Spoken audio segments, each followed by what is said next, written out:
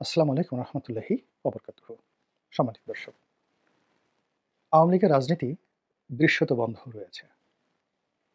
গত ১৫ বছর যাবৎ যে বজ্র কঠিন শাসন তারা চালিয়েছিল, জুলুম এবং অত্যাচারের যে নির্বিচার পরাকাষ্ঠা তারা দেখিয়েছিল। কথাটা একটু ভেঙে বলি।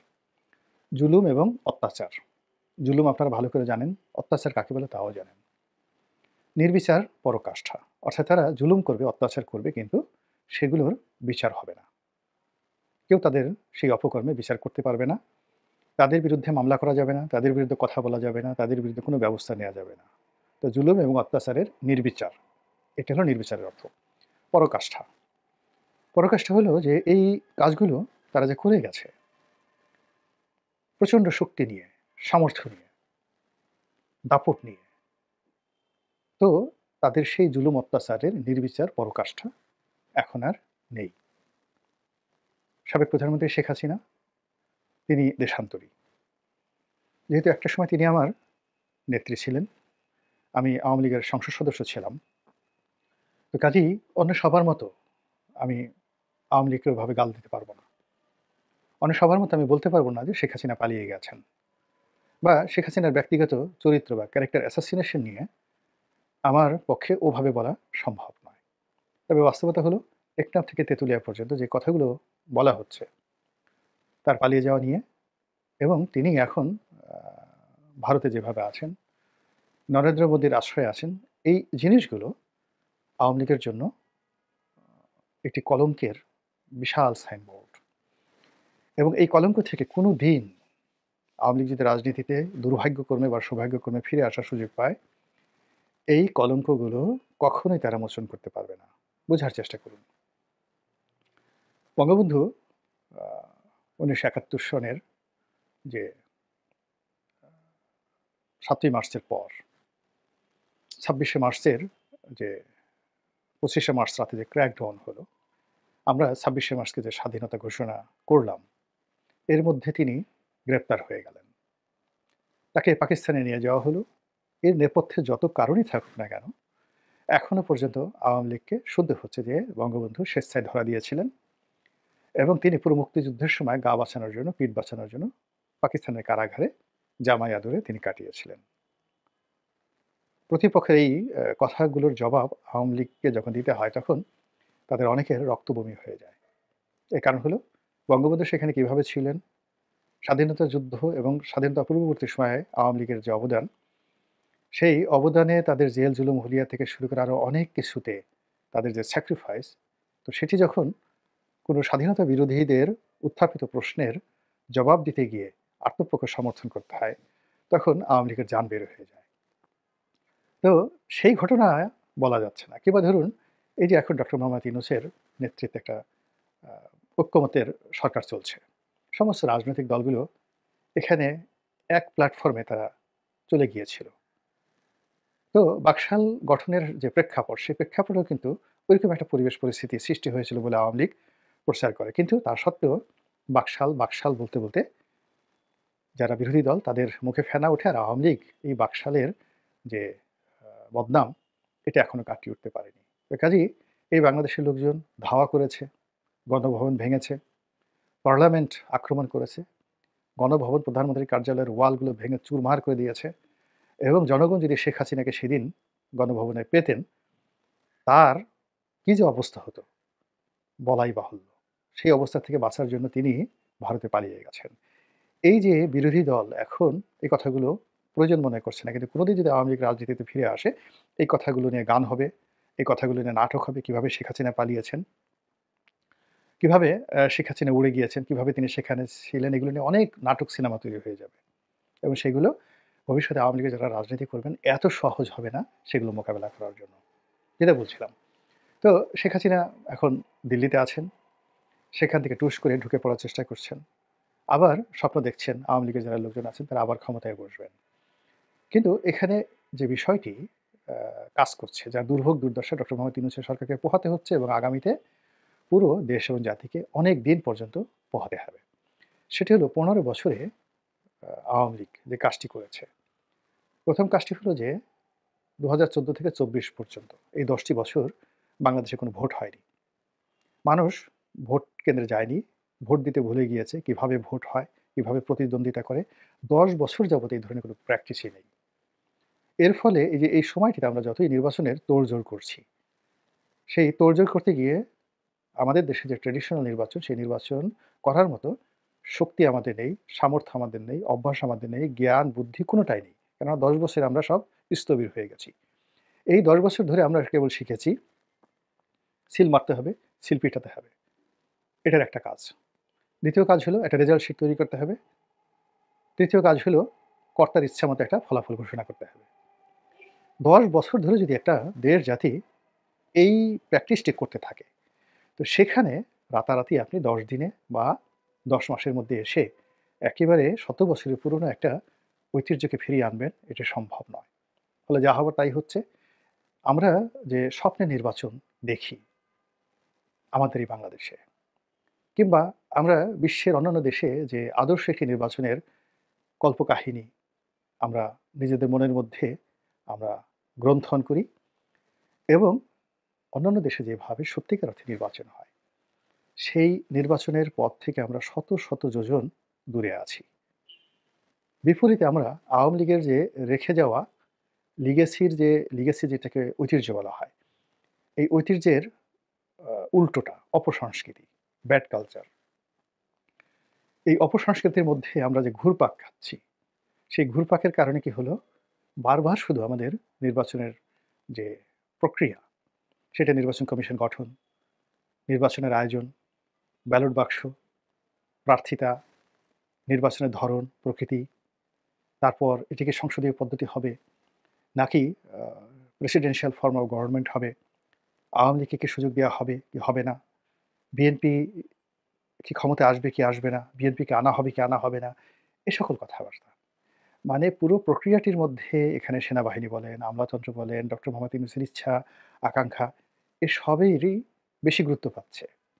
কিন্তু নির্বাচন বলতে যা বোঝায় যে জনগণ অংশগ্রহণ করবে, তাদের ইচ্ছাই সবকিছু বাস্তবায়িত হবে এবং জনগণের ইচ্ছা আশা-আকাঙ্ক্ষার বাইরে আমরা কেউ যেতে পারব না। এই কথাই এই মুহূর্তে বাংলায় কেউ বিশ্বাস করছে না।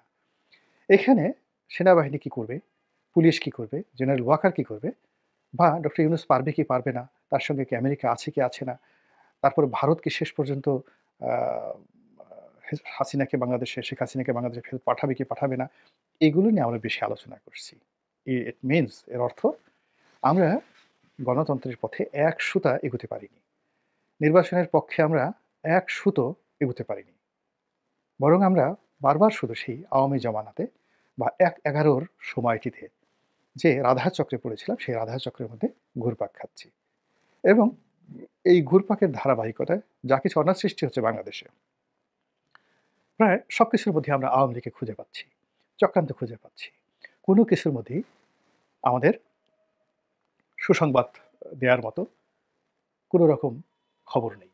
সচিবালয়ে আগুন লাগছে, অর্থনৈতিক সংকট দেখা দিয়েছে, সচিবালয়ের কর্মকর্তা-কর্মচারীরা বিদ্রোহ করছে, বিভিন্ন ক্যাডার সার্ভিস অর্থাৎ আমলাতন্ত্রের মধ্যে যে বিভিন্ন ক্যাডার সার্ভিসগুলো রয়েছে, তাদের মধ্যে অন্তর্দ্বন্দ্ব, কলহ বিবাদ প্রবল আকার ধারণ করেছে।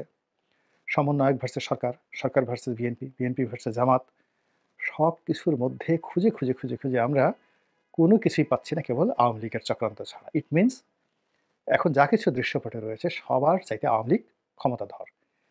এটা এক ধরনের ভয় থেকে, এক ধরনের আতঙ্ক থেকে, এক ধরনের ব্যর্থতা থেকে, এক ধরনের অযোগ্যতা থেকে, এক ধরনের মেরুদণ্ডহীনতা থেকে আমাদের মধ্যে এই দুঃস্বপ্নগুলো আসছে। যেমন দেখা গেল সচিবালয়ে আগুন লেগেছে। সেই ৬ তলা বা ৭ তলাতে আগুন লেগেছে ২ টো রুমে। সেখানে একটা কুকুর পুড়ে মারা গিয়েছে। এখন সেই কুকুরটিকেও আমরা ছাত্রলীগের সঙ্গে সম্পৃক্ত করার চেষ্টা করছি। সে তার মালিকানা কার? এই কুকুরটা কি পাঠিয়েছে? নাকি ছাত্রলীগের কোনো নেতার এই কুকুরটি মালিকানাধীন? সেখানে কবুতর দিয়ে দুর্ঘটনা ঘটানো হয়েছে। মানে সবকিছুর মূলে আমরা এই যে ভারতের আতঙ্ক, ছাত্রলীগের আতঙ্ক, আওয়ামী লীগের আতঙ্ক, যতই আমি আতঙ্কগ্রস্ত হয়ে পড়ছি, ততই মূলত নিজের যে ব্যর্থতা, নিজের যে অযোগ্যতা, এটাকে আরো সামনে নিয়ে আসছি। আপনারা যদি প্রকৃতির বড় শক্তিশালী প্রাণীগুলোকে দেখেন, যেমন হাতি, সে হেলে দুলে চলে। ঢাকা রাজপথেও যেভাবে সে চলে, গভীর জঙ্গলেও তার একইভাবে চলে। সে রাগ হয়, ক্রোধান্বিত হয়, কিন্তু ভীত সন্ত্রস্ত হয় না এবং হাতির মধ্যে কখনোই অস্থিরতা আপনি দেখবেন না। সিমিলারলি বাঘের মধ্যে এবং সিংহের মধ্যে একই। কিন্তু অন্যান্য প্রাণী, আপনি ধরুন হায়নার কথা চিন্তা করুন। খুবই নির্মম নৃশংস কিন্তু প্রচণ্ড অস্থিরতা। শেয়ালের কথা চিন্তা করুন। ভীষণ রকম হিংস্র একটি প্রাণী। কুকুরের চেয়েও হিংস্র। কিন্তু সবসময় সন্দেহ, তারপরে লেজ গুটিয়ে চলা, তারপরে সবকিছুতেই পণ্ডিতি দেখানো, এগুলো একটা শেয়ালের লক্ষণ। কুকুর কারণে, কারণে ঘেউ, ঘেউ করে। কিন্তু এই চরিত্রগুলো আপনি কখনো বাঘ বা সিংহর মধ্যে আপনি দেখতে পাবেন না। এমনকি ভাল্লুকের মধ্যেও আপনি কিন্তু দেখতে পাবেন না। It's a royal animal. তো মানুষের মধ্যে ধরেন যারা নিজেদের কর্মের উপর যাদের আস্থা থেকে বিশ্বাস থাকে, তারা কখনোই আ ষড়যন্ত্র খুঁজে না। কখনোই একবার দেখার চেষ্টা করে না তার প্রতিদ্বন্দ্বী কে। দরজার ওপাশে কে আছে, এপাশে কে আছে। কখনো কোনো বড় মানুষ চিন্তা করে না। সে শুধু চিন্তা করে সকালে আমি কি করলাম, দুপুরে আমি কি করছি, রাতে আমি কি করব। এবং তার প্রতিযোগিতা থাকে সবসময় নিজের সঙ্গে। আমি গতকাল যেটা করেছি তার চেয়ে আমার আজকে ভালো করতে হবে। এবং যে মানুষ এই কাজ করতে পারে না তার মধ্যেই দুর্বলতা থাকে। এখন এই যে আমরা কথায়, কথায় আওয়ামী লীগকে ভয় পাচ্ছি এবং সব জায়গাতে আওয়ামী লীগকে খুঁজে পাচ্ছি এবং এটাই আমাদের এখন মানে পতনের মূল কারণ হয়ে দেখা দিয়েছে। আমরা আওয়ামী লীগের ট্যাগ লাগাচ্ছি। আমলাদের মধ্যে, সেনাবাহিনীর মধ্যে, পুলিশের মধ্যে কোথায়, কোথায় আওয়ামী লীগ আছে খুঁজে, খুঁজে তাকে বের করার চেষ্টা করছি। তারপর আ খোঁজার চেষ্টা করছি কে আওয়ামী লীগের এ team, K B team, K C team. এ টিম যারা আছে শীর্ষ যারা নেতৃবৃন্দ তারা তো পালিয়ে আছেন।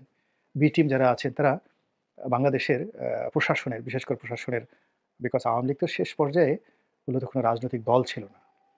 ইট ওয়াজ অ্যাবসোলিউট এ ক্লাব, পরিপূর্ণভাবে একটা ক্লাব এবং this club was governed by the bureaucracy, civil and military bureaucracy. এটা তাদের দ্বারা মানে গভর্ন মানে শাসন করেছে। আর অপারেটেড হয়েছে by the agencies, DGFI, NSI, পুলিশের ডিবি এদের দ্বারাই মূলত দলটা চলেছে। তো কাজেই আওয়ামী লীগের এই যে ১ম টায়ার বলতে বুঝায় শেখ হাসিনা নয়। ১ম টায়ার বলতে বুঝায় আওয়ামী লীগের সেই সকল বড়, বড় আমলা যারা ধরা পড়েছেন অথবা যারা পালিয়ে গেছেন। ২য় টায়ার বলতে বোঝায় সেই সকল আমলা যারা এখন পর্যন্ত বাংলাদেশে রয়েছেন এবং ভুল পাল্টে হোক যেভাবে হোক না কেন তারা ক্ষমতাটা পরিচালনা করছে। আর ৩য় টায়ার বলতে বা ৩য় যে স্তরটি সেটি হলো যে যাদেরকে চেনার কোনো উপায় নেই, চেনার কোনো উপায় নেই এবং এভাবেই যদি আওয়ামী লীগ আ সত্যিকার অর্থে তাদের দলের সবকিছু বিসর্জন দিয়ে আমলা নির্ভর হয়ে থাকে, তাহলে এইভাবেই সে সবকিছু সাজিয়ে গেছে। এখানে সবাই সবসময় সাধারণত ৪ টি স্তর রাখে। ১ম স্তর, ২য় স্তর, ৩য় স্তর, ৪র্থ স্তর। এটি ১ টি ২ টো নয়। তো কাজেই আওয়ামী লীগের ১ম স্তরটি ভ্যানিশ হয়ে গেছে। ২য় স্তরটি এই মুহূর্তে অ্যাক্টিভ আছে। ৩য় স্তরটি দূরে বসে, বসে মোচে দিচ্ছে। আর ৪র্থ স্তরটি বেড়ে উঠছে। পরিবর্তিত পরিস্থিতির সঙ্গে খাপ খাইয়ে তারা কি করে আওয়ামী লীগের পারপাস সার্ভ করা যায় সেই বিষয়ে তারা প্রশিক্ষিত হচ্ছে। এই হলো বাস্তবতা। এবং সেই বাস্তবতা কিন্তু আমরা দেখতে পাচ্ছি বর্তমান সরকারের বিভিন্ন ব্যর্থতার মাধ্যমে এবং রাজনৈতিক দলগুলোর আ কোনো কূল কিনারা করতে না পারার মাধ্যমে। কোনো রাজনৈতিক দল এই মুহূর্তে হ্যাপি নন। কেউ তার জায়গাতে স্থির থাকতে পারছে না। সকাল বিকেল তাদের সিদ্ধান্ত পরিবর্তন করতে হচ্ছে এবং সবাই এখানে একটা ব্যাপার হলো আওয়ামী লীগ এটা একটা জিকিরে পরিণত হয়েছে এবং আওয়ামী লীগ এটা একটা ফিকিরে পরিণত হয়েছে। অর্থাৎ আওয়ামী লীগ সারাদিন আওয়ামী লীগ, আওয়ামী লীগ করো। ডক্টর ইউনূস আওয়ামী লীগ করছেন। তার মন্ত্রী পরিষদ বা উপদেষ্টা পরিষদ আওয়ামী লীগ করছেন। বিএনপি, জামাত থেকে শুরু করে রাজপথের অন্য সকল রাজনৈতিক দল ইয়া আওয়ামী লীগ করছে। আর সবাই মিলে আওয়ামী লীগ ধরো, আওয়ামী লীগ খুঁজো, ফিকির করো, আওয়ামী লীগকে ফিকির করো। তো যখনই কোনো একটা সমাজে দেশে রাষ্ট্রে আপনি যে বিষয়টি জিকির করবেন এবং ফিকির করবেন, ওটাই আপনার তকদিরে এসে আপনার উপর গজব আকারে নাজিল হবে। আপনি বিশ্বাস করেন আপনি শরীর সুস্থ মানুষ। আপনি ১ সপ্তাহ খালি ইয়ার ডায়রিয়া, ইয়ার ডায়রিয়া, ইয়া কলেরা, ইয়া কলেরা। আপনি এগুলো বলতে থাকেন। গিয়ে দেখবেন যে হঠাৎ করে কলেরা হয়ে গেছে। এই যে মানুষের মনোমস্তিষ্কে খালি বলে দেখেন, আপনি বিশ্বাস না হয় শরীর সুস্থ কোনো কাজকর্ম বাদ দিয়ে নামাজ কালাম বাদ দেন, সবকিছু বাদ দেন। খালি ইয়া ডায়রিয়া, ইয়া ডায়রিয়া, ইয়া কলেরা খালি বলতে থাকেন। বলতে থাকেন দেখেন ডায়রিয়া হয় কিনা। এইভাবেই হিউম্যান বডি অ্যান্ড মাইন্ড তৈরি করা হয়েছে। তো কাজেই যদি বাঁচতে হয় যদি বাঁচতে হয় তাহলে আওয়ামী লীগকে ভুলে যেতে হবে। যদি বাঁচতে হয় আওয়ামী লীগের বিরুদ্ধে শাস্তিমূলক ব্যবস্থা নিতে হবে। আওয়ামী লীগকে স্মরণ করার দরকার নাই। যদি বাঁচতে হয় আওয়ামী লীগকে ভয় করা ছেড়ে দিতে হবে। আওয়ামী লীগকে পুরো মানুষের মন মস্তিষ্ক থেকে যেন আওয়ামী লীগের নামটি মুছে যায়, সেইভাবে আপনাদেরকে ভালো কাজ করতে হবে। তা না করে যদি সারাদিন ইয়া আওয়ামী লীগু, ইয়া আওয়ামী লীগু, তারপরে সে ইয়া ছাত্রলীগু, ইয়া ছাত্রলীগু, ইয়া নানুকু, ইয়া নানুকু, ইয়া বাহাউদ্দিন নাসিমু, ইয়া বাহাউদ্দিন নাসিমু, ইয়া হাসিনা, ইয়া রিহানা, ইয়া জয়ু, এই জিনিসগুলো দিয়ে যদি সারাদিন জিকির করতে থাকেন, ফিকির করতে থাকেন, শেখ হাসিনা কত টাকা চুরি করেছেন, এফবিআই টাকা ধরেছে। আরে বাবা এগুলো তো সব নিয়ে গেছে। আপনি এগুলো ফেরত পাবেন না। ওগুলো নিয়ে আলোচনা করার দরকার নাই। পারলে বিচার করেন। এগুলো নিয়ে জিকিরও করার দরকার নেই, ফিকিরও করার দরকার নাই। যখনই আপনি জিকির করছেন, ফিকির করছেন, ইট মিনস আপনি আওয়ামী লীগকে আবার ডেকে আনছেন। আর নিজেদের ব্যর্থতাটা আরো প্রবল করে তুলছেন। আল্লাহ আমাদের সবাইকে হেদায়েত দান করুন এবং হেফাজত করুন। আসসালামু আলাইকুম ওয়া রাহমাতুল্লাহি ওয়া বারাকাতুহু।